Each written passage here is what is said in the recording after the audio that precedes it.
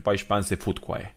Deci la 15 ani vezi niște fete cu niște țâțe coaie, să-mi bag pula coaie. Adică alea știi ce scriu pe ele coaie? Ce te uiți la spatele lor și vezi că au atâtea goază și știi ce spune? Bagă-mi pula. Adică parcă așa văd, dar așa văd că parcă scriu pe tricoul lor, frate. Deci efectiv, deci n-ai cum să nu ne fuți, frate, efectiv, credeți-mă pe cuvânt. Eu dacă nu eram în nicio relație cu nimeni, adică dacă nu eram împreună cu iubita mea de 5 ani de zile, vă spun sincer, cât de sincer posibil, futeam toate copilele de 15, de 16 ani, credeți-mă pe cuvânt.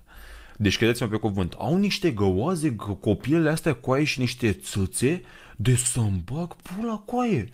Adică la modul cât de crescute sunt, frate, ești nebun la cap, bă, zici că sunt pedofilule? Coai, ce pedofil, frate, ești nebun la cap? Păi dacă vezi una de 15 ani, arată mai bine decât una de 30, ești nebun la cap. Adică dacă vine mama cu fică, nu știu dacă o să o iei pe masă sau o să o iei pe fița, coai, ești nebun la cap? Sau pe amândouă, știi, gen, adică pe bune, credeți-mă pe cuvânt, mi se pare că femeile din ziua de astăzi, frate, mi se pare că sunt prea exagerate, știi? Și acum la liceu, bă, pe vremea mea când eram la liceu, nicio fată nu umblau cu pantalonii scurți, adică să se vadă găoaza. Bă, băiatule, acum astea umblă, deci eu am văzut astăzi. Astăzi am văzut o fată, nu cred că era clasa a 11-a, a 11-a, a 10-a, a 11-a.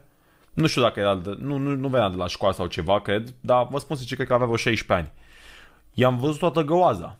Sincer vă spun, mi-a plăcut. De ce să mănânc căcat? Da, aia merită violată, mâncați-și plată. Adică la modul cu picioare în gură, cu din alea să o scuipi în gură, să-i zici, cine-i tăticul tău, să-i dai cu picioare, să-i dai cu palme, să ții cu capul de pereți, să-i pune așa piciorul pe față cu aia. Eu am niște de-astea, eu am niște fetișuri mai ciudate, știi ce? Adică aia se vedea că îi place șarpii, înțelegi? Adică credeți-mă că astea nu trebuie iertate, știi, gen. Eu sunt într-o relație, îmi iubesc femeia, credeți-mă pe cuvânt, dacă eu zic lucrurile astea, nu e ca și cum eu nu mi-aș iubi femeia sau mi-aș înșela femeia, înțelegi? Eu nu sunt de acord cu lucrurile astea niciodată în viața mea. Dar vorbesc pentru că sunt bărbat, înțelegi? Adică bărbații, eu mă uit după femei. Adică vă spun sincer, și Alexandra știe lucrul ăsta, știi că mă uit după alte femei, pula mea. Este normal să te uiți, în pula mea, e ceva bărbătesc, da, e ochi în pula mea, nu e ca și cum aș fut-o pe aia dacă mă uit la ea în pula mea, știi? Mă uit și îmi place să văd ceva frumos. Bă, frate, dar pe bune că sunt foarte exagerate tipele astea care au 15-16 ani și arată în halul ăsta, frate, de bine. Credeți-mă, pe vremea mea cu aie, când eram la liceu, pe aveam o fată care era șchioapă, o fată era chioară și o fată avea copil cu aie. Adică ce pula mea să fuți cu aia? Ești de mă aveam 3 fete în clasă și aia era o moarte, frate. Adică pe bune, frate. Acum la 15 ani există tot felul de femei, ești nebun, care sunt tanci, ești nebun, zici că sunt pe steroizi. Pe bune, frate, deci mi se pare ceva exagerat, frate, ești nebun. Adică cred că se fut femeile acum la 15 ani, nu știu, că n-am mai avut treabă cu copile de astea. Hai că s-a dus dracu și asta. N-am mai avut treabă cu copile de astea, știi cum a venit de 15, de 16 ani. Vă dați seama că, eu dacă sunt împreună cu Alexandra de 5 ani de zile, acum fac 27 de ani, 22. Așa. De la 22 de ani n-am mai făcut tipe de 15 ani. Băi, coaie, ce-am spus? Băi, coaie, nu mă, glumeam, vă dați seama că glumeam, știi? Glumeam, vă dați seama că nu, glumesc, n-am mai. Haideți mă acum, băieți. Da. Dar, nu. E ok, știi, gen. Ce-am zis, frate, n-am zis nimic, gen. Haide, FBI, open up. Haide. Poliția București a dat 1 euro. Mâine la ora 8 sunteți invitați la secția de poliție numărul 5 din sectorul 3.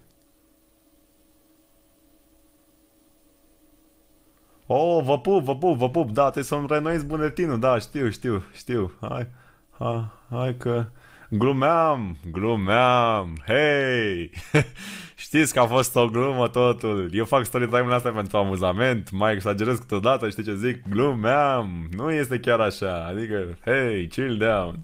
Nu, era doar o glumă.